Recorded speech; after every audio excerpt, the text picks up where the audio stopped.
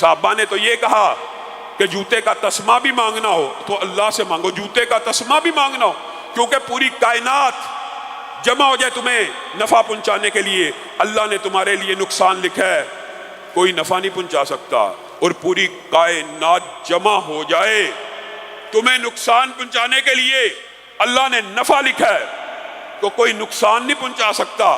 پوری کائنات نفع پہنچانا چاہیے، اللہ نے نقصان لکھا ہے، کوئی نفع نہیں پہنچا سکتا۔ یہ حدیث کے الفاظ اور مفہوم ہیں۔ اور میرا رب، آپ نے کیا سمجھا رب کو؟ وما قدر اللہ حق قدری، میں نے بھی اور آپ نے بھی رب کی قدر کوئی نہیں کی۔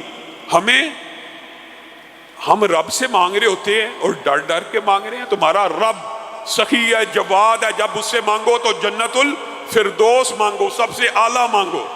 اور میرے بھائیوں، کون سی ایسی چیز ہے جو رب عطا نہیں کر سکتا؟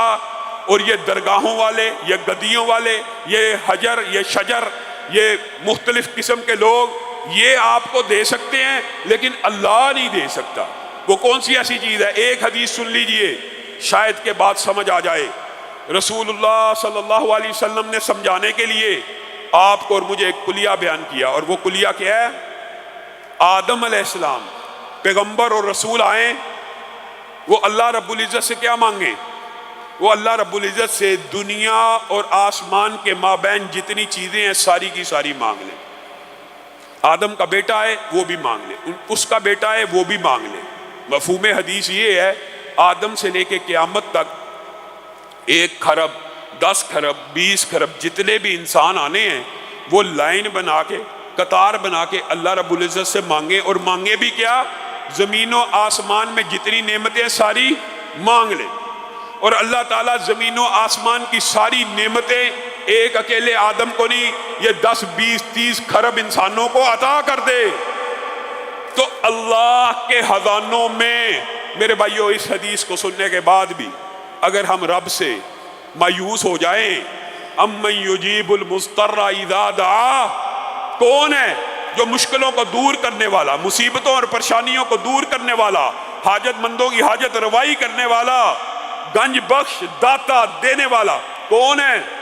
کہا یہ ساروں کو دینے کے بعد بھی اللہ کے خزانے میں اتنی کمی واقع نہیں ہوتی جتنی تم سمندر میں ایک سوئی ڈالو۔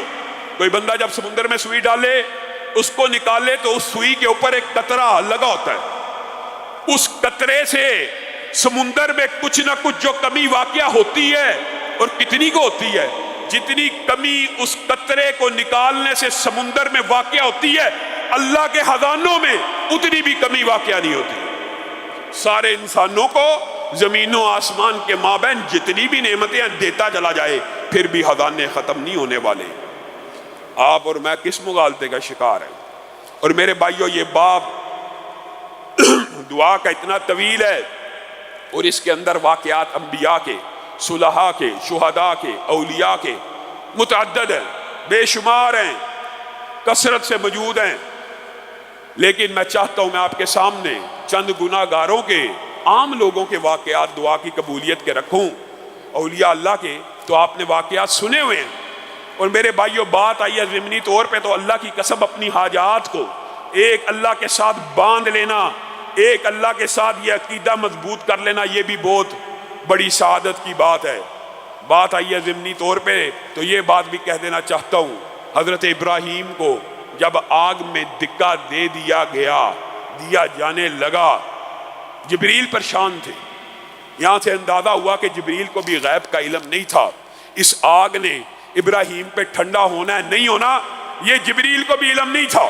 بار بار ابراہیم کے پاس آ رہے ہیں اور آ کے کہہ رہے ہیں آپ کی اللہ سے کوئی حاجت تو نہیں ہے، اللہ کے سامنے کوئی عرض تو نہیں کرنی، اللہ کے سامنے کوئی بات تو نہیں کرنی؟ کر سکتے تھے نا، جائز ہے نا، جبریل کو کہہ دیتے اللہ کو یہ پیغام دے دے۔